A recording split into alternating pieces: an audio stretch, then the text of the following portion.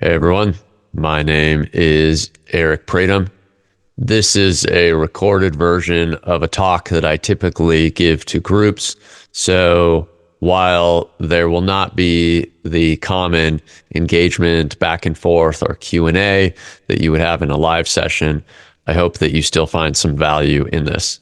Today's topic is better decision making for leaders through mindfulness. In today's fast-paced, content-rich, distraction-laden world, leaders often struggle to make clear decisions under pressure. Many feel they're constantly reacting without ever stepping back to assess the bigger picture. But there's an often overlooked solution to this, and that is mindfulness. In a world full of distractions and constant demands, it's easy for leaders to lose focus and make reactive decisions. Our colleagues, families, and friends depend on us to make sound decisions, especially if we hold positions of power or influence. To be effective decision makers, we must focus our attention on the most important issues. As leaders, the decisions we make shape the direction and success of our teams and organizations.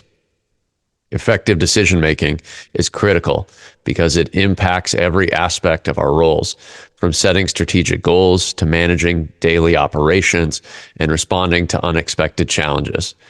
This need has grown with the rise of knowledge workers and the increasing role of AI in handling routine tasks. As routine tasks become automated, the value of human decision-making increases, making our ability to make sound decisions even more critical. Many leaders face significant obstacles that hinder their decision-making abilities, such as stress, emotional reactivity, information overload, or plain old distraction. These challenges can lead to suboptimal decisions, affecting not only our performance, but also the well-being of our teams.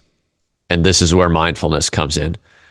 While mindfulness is often associated with relaxation and stress reduction, its benefits extend far beyond that. Mindfulness is about being fully present and aware in the moment, thereby enhancing our ability to make clear, balanced, and informed decisions. When you are practicing mindfulness, you are not cutting out something. You are instead bringing to the forefront of your consciousness what the mind is already doing, which is noticing and processing innumerable things. When you're being mindful, you can more effectively choose when and what to focus on instead of being distracted and then wrapped up in one thought or feeling, one shiny object or another, one phone or computer notification, one question or appeal for attention from another person, and another, seemingly unendingly. Most people are rarely mindful. In fact, many operate on autopilot. It's similar to dreaming. Think of a time when you were dreaming. You had no control over what thought came next, and yet you were fully absorbed. This is how many of us go through daily life. Psychologist Daniel Kahneman's research on attention shows that our ability to focus depends on factors like mental fatigue and distraction. The more tired or distracted we are, the harder it becomes to focus on anything. Mindfulness will help you make clearer, faster decisions, even in high-pressure situations. By reducing the experience of distraction, it allows you to focus on what truly matters, improving your ability to lead your team effectively and reducing costly mistakes.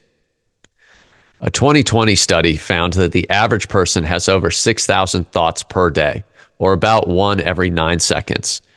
And while you can cherry pick any one study or compare one study to another, and different studies do find different numbers of thoughts per person per day, depending on the context or how they're measuring those ideas. For the sake of illustration, let's just go with the number 6,000 for the moment. With so many thoughts constantly flowing through our minds, it's no wonder that staying focused can be such a challenge. Mindfulness helps us manage this overwhelming influx by training our attention on what matters most, so we're less likely to get swept away by the next thought that arises. Think about yourself for a moment. How long can you truly focus on writing an email or listening to a colleague before another thought interrupts, even if only for a second? While you may maintain focus longer in some situations, as Kahneman's research shows, attention is clearly a bigger challenge today than ever before. This constant flitting from one thought to another impacts our ability to maintain focus on tasks, which in turn affects our decision making. When we're not fully present for the appropriate amount of time to do a specific job, our decisions can become fragmented and less effective. The goal of mindfulness is not to stop your thoughts, but to become aware of them. Like the earlier metaphor of dreaming, the aim is not to stop the dream, but to become conscious of what's happening around you so that you're not swept away by one thought while missing the bigger picture. By noticing when our minds wander, we can train ourselves to refocus on the task at hand, which improves our ability to make thoughtful, clear decisions. I'd like you to try a simple mindfulness exercise. And for everyone listening or watching, I'm going to assume for the moment that you're in a place where you can close your eyes and sit down. If you happen to be out on a walk, a run, driving your car, or something else, do your best to follow along, but you may want to revisit this later when you can actually sit and close your eyes. Get into a comfortable position, sit up straight, and close your eyes. Take a slow, deep breath in and out. And just go ahead and continue that while I'm talking. Other than listening to me speak, focus as much of your attention as you can on your breath. Notice where you feel it most prominently, whether it's at the tip of your nose, the surface of your lips, or the rise and fall of your chest or stomach.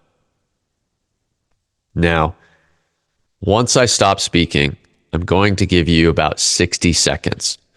During that time, I want you to try to focus solely on your breath. Cover it with all of your attention.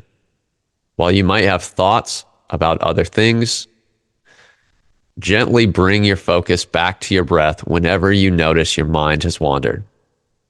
It's perfectly normal for thoughts to arise.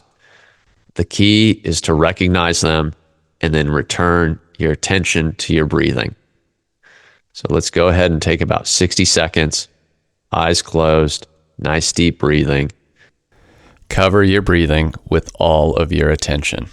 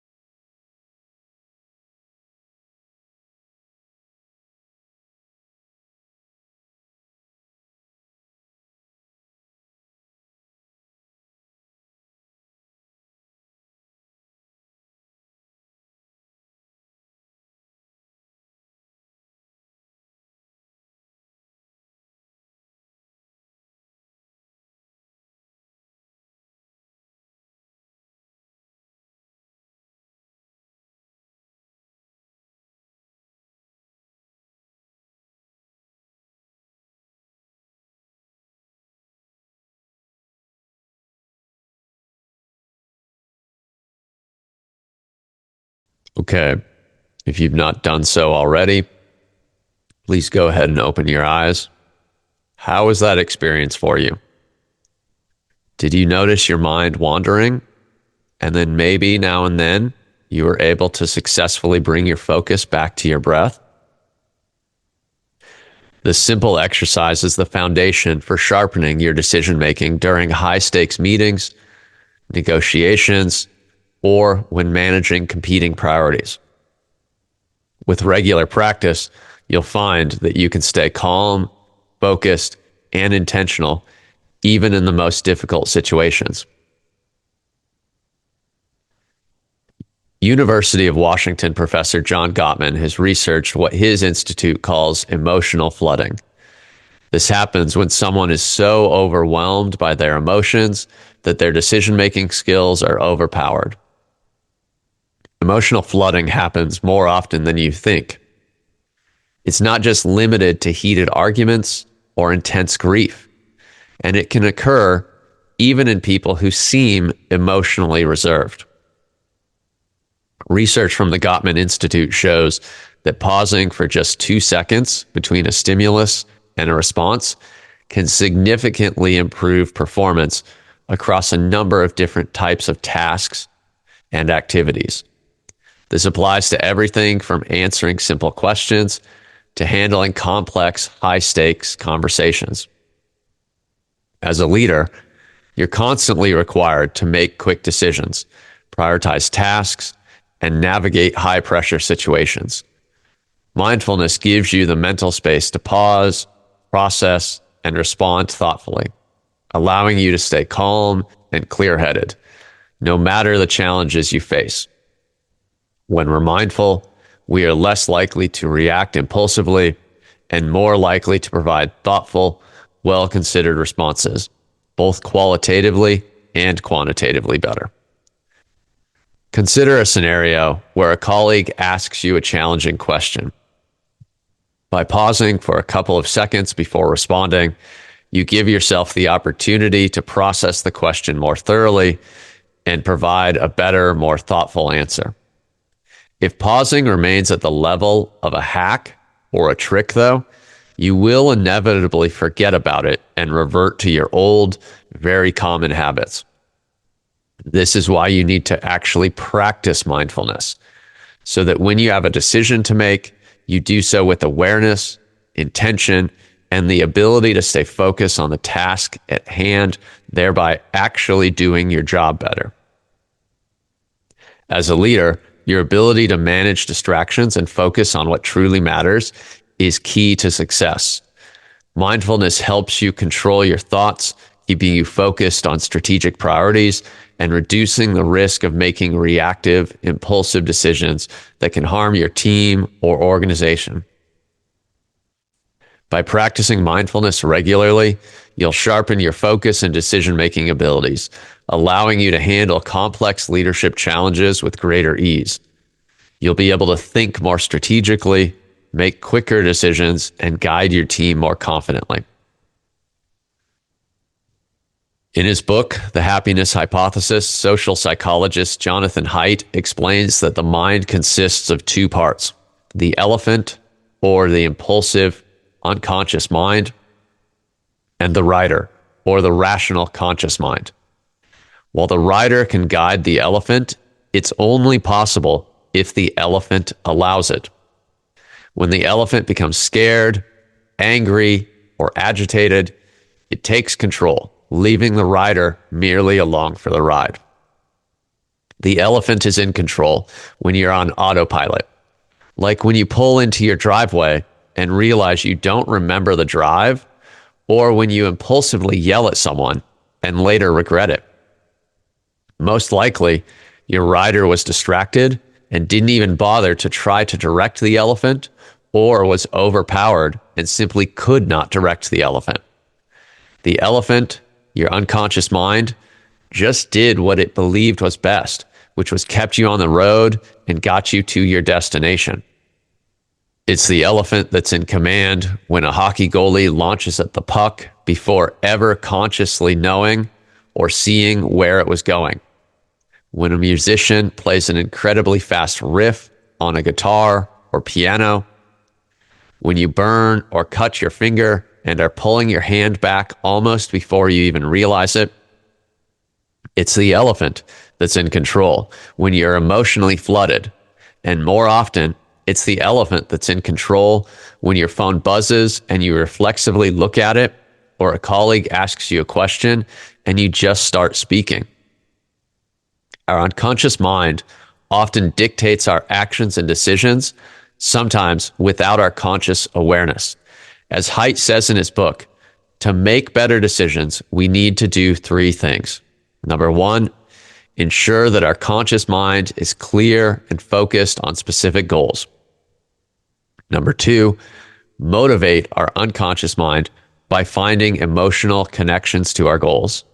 And number 3, shape our environment to minimize distractions for the unconscious mind. Now, it's difficult to equate human thoughts to bits in a computer because the human brain does not function like a computer. But we can use this analogy for the purposes of illustration. While our minds process up to 11 million bits of information per second, according to some estimates, our conscious brain can handle only a fraction of that, about 50 to 400 bits per second, depending on who is doing the comparison and exactly how they're measuring this information. Nonetheless, a large gap exists between what we can process unconsciously and what we can process consciously. And this gap explains why so many of our decisions happen on autopilot. Mindfulness helps bridge this divide, increasing our capacity and our ability to consciously act upon our goals. This disparity in conscious and unconscious bandwidth means there's a lot going on under the surface that we simply are not conscious of. We know our heart beating, much of our breathing, our reaction times, and many other functions are handled unconsciously. But so is a lot of everything else that we do. You can notice this when you're talking to someone. In most cases, the words come out of your mouth before you consciously think them. It's almost as if it's not you choosing the words, but you know it's you.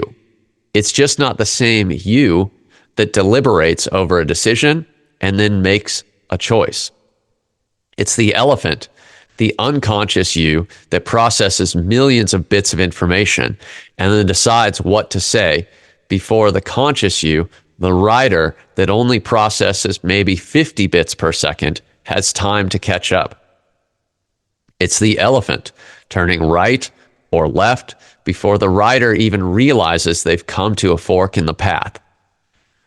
Understanding how much happens in our unconscious mind and how often we let the elephant guide our choices helps us see why it's so easy to go on autopilot, reacting instead of thinking. By becoming more aware of our thoughts, we can better manage our responses and make more intentional and better decisions that our colleagues need to be able to rely upon us for. Now, again, I'm going to walk you through an exercise. This exercise comes in 3 phases, and I'll give you a little bit of time between each one to practice. Exercise 1. Close your eyes and imagine your consciousness as a giant lake that you're looking down on from a high vantage point. This lake is vast, with no edges in sight. Everything within your view is water. This represents the space where all of your thoughts and feelings arise. If you can see anything on or above the surface, you are aware of it. It's in your consciousness. Now, we know there's a lot below that surface, as there is in any sufficiently large body of water. Sadly, we just cannot see past the surface. So go ahead and take a few seconds and do your best to visualize looking straight down on this vast lake or other open body of water, seeing no edges in sight.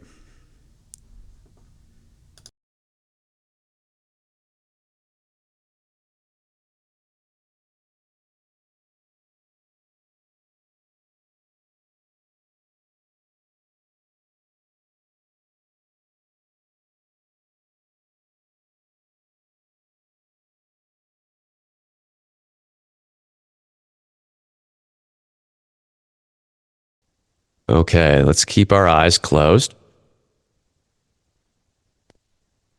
I want you to imagine a spot on the water with ripples radiating out, like when a fish breaks the surface of a still lake.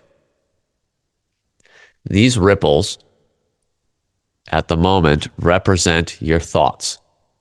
Something rises up from your unconscious mind, breaks the surface, and you're suddenly aware of it. You can see it. These could be thoughts about your breathing, the sounds around you, maybe your hands are sweaty, a memory from work, or any number of other things.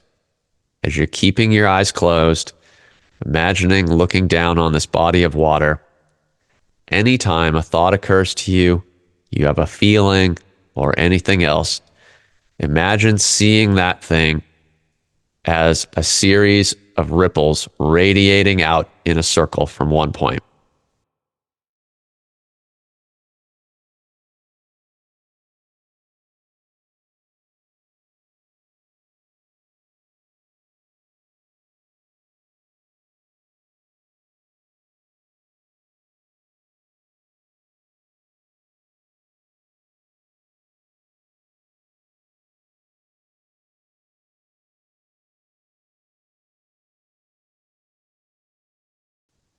Okay, last exercise.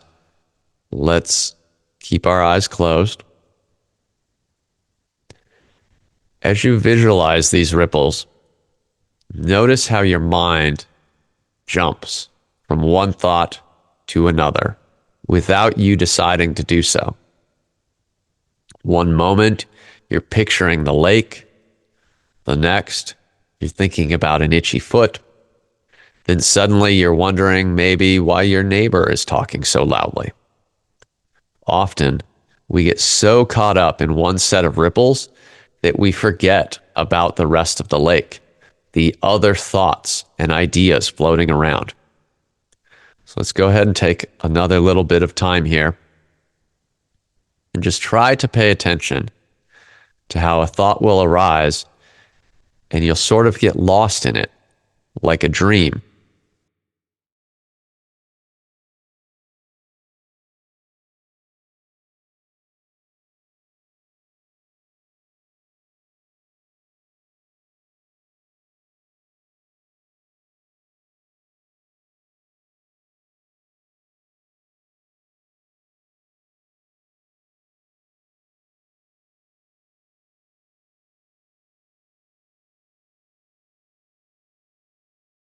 Okay, if you've not done so already, let's go ahead and open our eyes.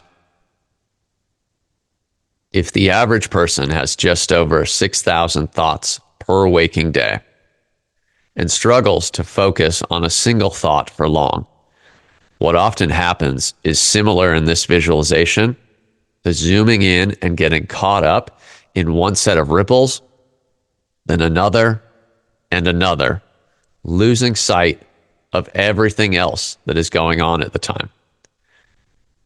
This can happen in meetings, conversations, or while working on tasks, leading us to lose sight of our broader goals. One of the problems with this is that we rarely feel distracted or unable to focus. We're simply doing what we do all the time. We're thinking and doing. But isn't that also what happens while we're dreaming? We're certainly thinking, and as far as we experience it in the moment, we are doing something, even if not physically. As far as we're concerned, when we are wrapped up in a dream, we are doing something. But as I've stated, we move from thought to thought unintentionally, effectively becoming the recipients or victims of whatever thoughts we receive and become wrapped up in, rather than the intentional directors of our thoughts and actions. Now, what's the problem with, for example, watching a TV show and having a memory pop up about high school, then focusing on the show again, only to pull out our phones and Google the cast, then deciding that we should check our work and personal email while we have our phones out, then checking social media only to end up doom scrolling for the next 10 minutes. We don't notice that this aspect of our minds is such a problem because we get our tasks done. We answer that colleague's question. We finish the email we're writing. We sit through and participate in the meeting. What we're rarely doing, though, is intentionally focusing. More often than not, what we're actually doing is allowing ourselves to get distracted and just returning over and over and over to the same task.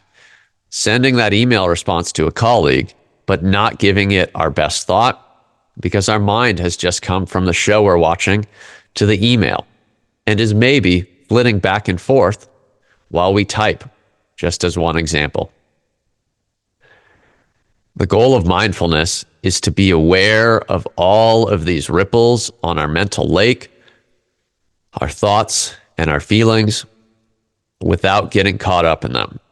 For example, being aware of the motivation to pull out our phones or think about that old memory without being drawn in unintentionally.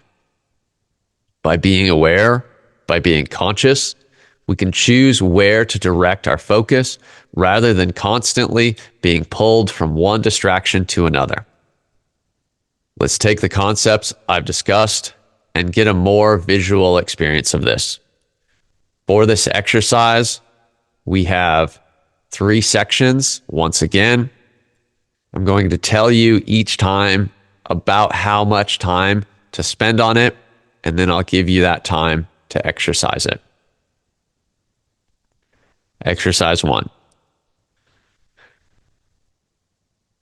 Sit or stand as if you were going to repeat one of the last exercises, but this time, keep your eyes open and pointed at something simple. Don't look at your device or anything that is moving or has intricate patterns, shapes, colors, writing, or anything like that. Focus on something like a chair, a spot on the wall or carpet in front of you, or maybe a simple decoration. Go ahead and take about 30 seconds to just focus your eyes there and focus your attention on that.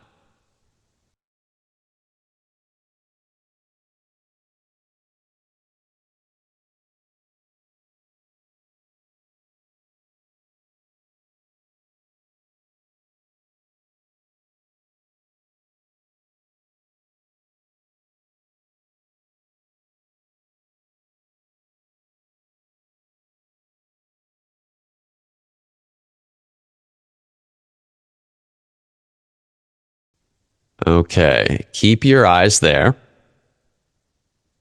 Exercise 2.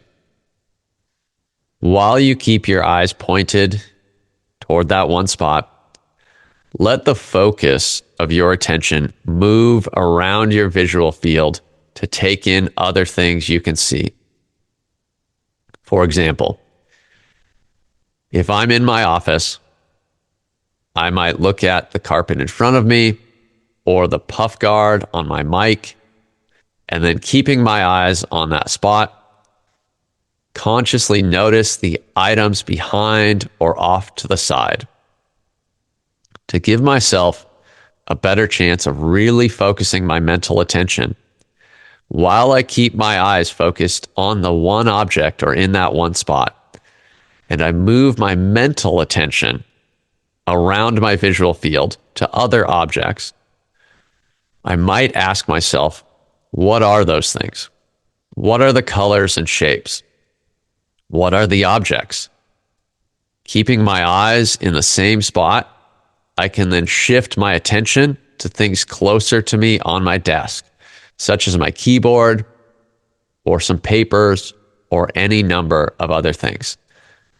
Let's go ahead and take about 60 seconds. Keep your eyes focused on the one object and move your mental attention around your visual field, doing your best to take in as much as you can about the other things that you see, even though your visual focus on those items might not be as clear as it is on the one item that you're looking directly at.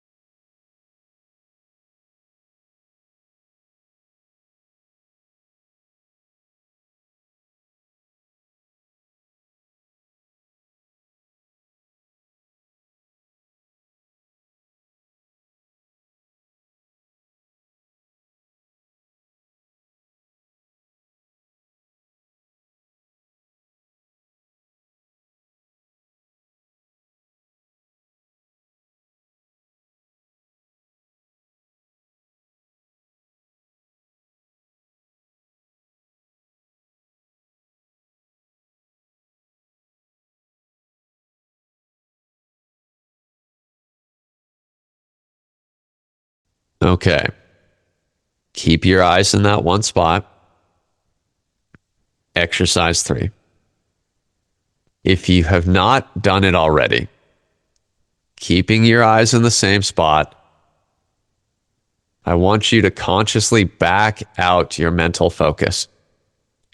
Try to be aware of all the shapes, colors, and patterns in your visual field. You cannot visually zero in on more than one thing, but you can be aware of everything.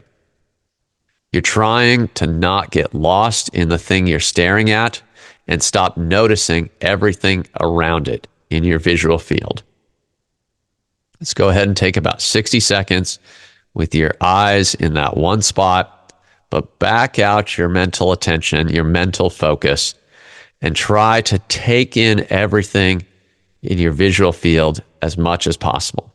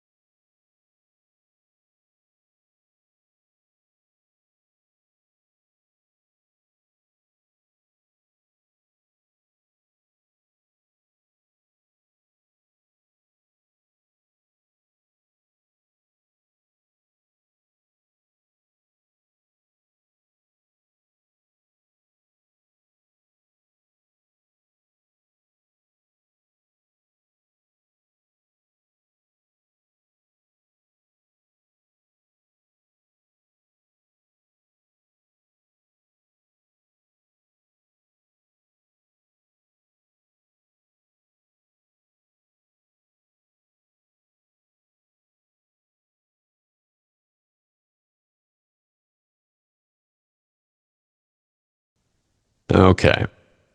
If you've not done so already, let's go ahead and relax. You can look around. Mindfulness is somewhat akin to this exercise. All of those objects are there. And if you think about it, you can take all of them in at varying levels of detail. The closer some object is to the point you're focusing on, the more detail you get. The further out toward the periphery, the less detail your mind can pull in from your eyes. You can point your eyes at a single thing, and even though you can tell yourself right now that you know everything else is there, that's not generally how we experience life. When you are at your desk typing, you're mostly looking at one spot on the screen and maybe thinking about what your fingers are doing. You're more than likely oblivious to all the other things in your visual field. The feeling of sitting in your chair, exactly what each finger is doing, or anything else.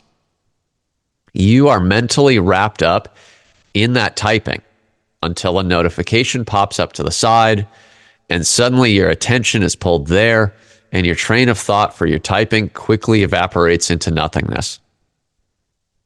The more you practice mindfulness, the easier it will become to be aware of all the thoughts and feelings that occur to you, even though you cannot really take in more than one very deeply at any one time. When you are in a state of mindfulness, you have a better chance to choose what to focus on rather than just reacting and getting lost in a thought. To bring this explicitly back to decision making, you cannot control when, for example, a colleague walks into your office or calls you. But once engaged in that conversation, you can be aware of all the thoughts and feelings popping up on the surface of your mental lake. This awareness allows you to choose to focus on the task at hand rather than letting your mind wander, which can result in lack of engagement, poor decision making, and potentially hurt feelings if the other person notices you're not paying attention. Our brains are notorious resource hogs. Despite being relatively small and lightweight, they consume a significant amount of our body's energy. This is not true for many other species because they lack or have very simple versions of many of the structures that make our brains so powerful, such as, for example, the prefrontal cortex. As humans evolved, our brain's intense energy consumption needed to be optimized. More energy used by any part of the body means more energy must either be consumed through eating or drinking, or taken from some other part of the body. And since food has often been scarce and predators common through human history, our brains having the ability to do more was great, but not if it meant that we lacked the calories needed to power that brain for the time periods needed, or if that energy consumption from our brains meant that we lacked the energy to, for example, run from a predator. To conserve energy, our brains developed ways to reduce unnecessary mental effort. This is where pattern matching comes into play. Rather than processing every detail, our brains look for familiar patterns and quickly categorize them. This conserves energy for novel or unexpected situations that might require immediate attention. In doing this, we are effectively taking what the writer could have done with its low number of bits that it can process at any one time, and turning it over to the elephant that has much more processing bandwidth, but also makes decisions to, for example, ignore, react, or take some other action before our rider realizes that, for example, we didn't pay attention to anything our colleague said in the last 5 minutes. Imagine walking into a new conference room for the first time and seeing chairs around the table. Your rider does not spend time examining each one to see how it is unique. Instead, your elephant recognizes the pattern, a seat with 4 legs and a backrest, and effectively says, "Rider, there's nothing to pay attention to here." This pattern matching helps you save mental energy and conscious bandwidth so that you can focus on the things that have historically been more important. Thinking about the unfamiliar things in our environment, people we do not know, objects that are foreign, sounds from the darkness around us in the forest, and so on. However, this same mechanism can lead to issues, especially in leadership. Imagine a colleague who frequently complains but rarely takes action. You might start to pattern match their behavior, tuning them out before you've gathered enough information to know if this encounter will be different. Alternatively, an employee known for being reliable might have an off day, but you might miss the signs because you've categorized them as always dependable. And again, why do you do this?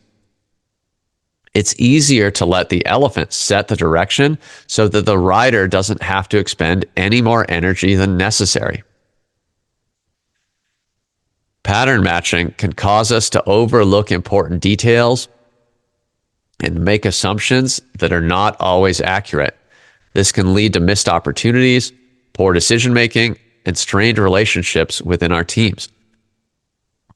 I know that we've all been in situations where we felt that someone wasn't giving us their full attention. But how about this for another possible situation of pattern matching? Whether you're male, female, black, white, straight, gay, or anything else, have you ever felt like you were getting the all blank people are like that treatment? For example, I'm an American that has lived overseas 3 times, and I've done a fair amount of traveling in my life. Even if I make allowances for some sense of insecurity or simply just misunderstanding on my part, I can tell you without a doubt that I have been pattern matched to something like all Americans are like that numerous times. In most cases, this is harmless. In some, it's not. But regardless of whether harm is done or not, it certainly does not feel good for me. And it leads those doing the pattern matching to not engage with and appreciate me in the ways that make me unique from the pattern they match me to. And yet, our brains are built to do this so that we can put our energy toward the things that we perceive as being new or novel, and not the things that we think we already understand well. If all Americans are like that, or all men or women are like that, for example, I consciously or unconsciously believe that I can focus on something else. As leaders, it's crucial to be aware of this tendency and consciously challenge our assumptions. Mindfulness can help us stay present, notice these patterns, and make more intentional decisions. Next time you have a chance to make a decision, you can do something as simple as take a moment to become aware of your thoughts and feelings. You can visualize your mental lake. You can take a breath before responding. Or you can do what I sometimes like to do, which is to ask myself, what am I doing? I might, for example, not truly be paying attention to the task in front of me. And sometimes I also ask myself, what do I think about this? This can help to break out of pattern matching. And sometimes, whatever it is that just came to mind is actually worth your attention. But you taking a second to ask yourself what you think about it gives you the opportunity to weigh it against everything else that you have going on and say, for example, I'll get to that later, rather than just getting distracted by something new. One of the simplest metaphors for focus and decision-making is to think of the mind as a muscle. While we could talk about different mental muscles like empathy or critical thinking, let's just keep it simple. Most of us struggle with focus. Our minds jump from notifications to memories, emails, grocery lists, and more, often without us realizing that we're not giving full, uninterrupted attention to any one thing. Imagine training your ability to focus and make decisions just like you would train your body for running or weightlifting. The simplest way to improve the strength of your mental focusing and decision-making muscles is to 1, dedicate a small amount of time every day to practice, and 2, isolate and use those muscles when appropriate. What you make time for daily has the biggest impact on your life. We all make time to eat, sleep, work, talk to our families, scroll through social media, or check the news. Some of these activities help, while others harm. But what we do every day has a greater impact than, say, the weightlifting we might do once a week. To incorporate mindfulness into your daily routine, first, spend 10 minutes a day practicing mindfulness meditation. Second, choose a focus area, such as general mindfulness, attention to your breath, or empathy for that person you're having a hard time appreciating right now. Third, set a quiet alarm to help you stay on track. And fourth, and finally, close your eyes, take deep breaths, and focus solely on your chosen intention. I do think of this as roughly equivalent to physical training. If I'm doing a general mindfulness meditation, it's somewhat akin to doing a general workout, like a walk, run, or bike ride. Focusing on something specific, like your breath, is similar to working a specific muscle group, like doing a back or biceps workout. Consistency and structure are just as important for training your mental muscles as they are for anything else in life. Now, I know it's difficult to set aside time for daily practice. If you don't exercise a muscle, though, it's much more difficult to use it when needed. If you never walk or jog, it's hard to sprint for the airplane as the gate is closing. If you never do push-ups, pull-ups, or some other form of physical activity, it's harder to do things like push your kids on a swing or lift them up as much as you and they might like. The same is true of your mind. If you don't practice mindfulness, it will be harder to focus and make the high value and critical decisions you're likely being paid good money to make. There's no trick or hack that will work in the long run. So sure, you can follow a 5-step process or a 3-question decision tree, but the most reliable way to use mindfulness daily for better decision making, after, of course, practicing regularly, is to recognize when mindfulness would be most especially valuable. Then ask yourself a few simple questions or direct your mental energy toward what matters and use those mental muscles. Many of us have found ourselves in situations where we realize we could put down our phones and pay attention to our child or close our laptops and focus on a meeting. But switching your focus is not always the right move. It's simply another set of ripples on the surface of your mental lake. To evaluate competitors for your attention and intentionally put your focus on one of those things, ask yourself 2 questions. 1, what am I doing right now? Are you writing an email while half-heartedly nodding to your child or colleagues? Are you watching TV while doom scrolling on your phone?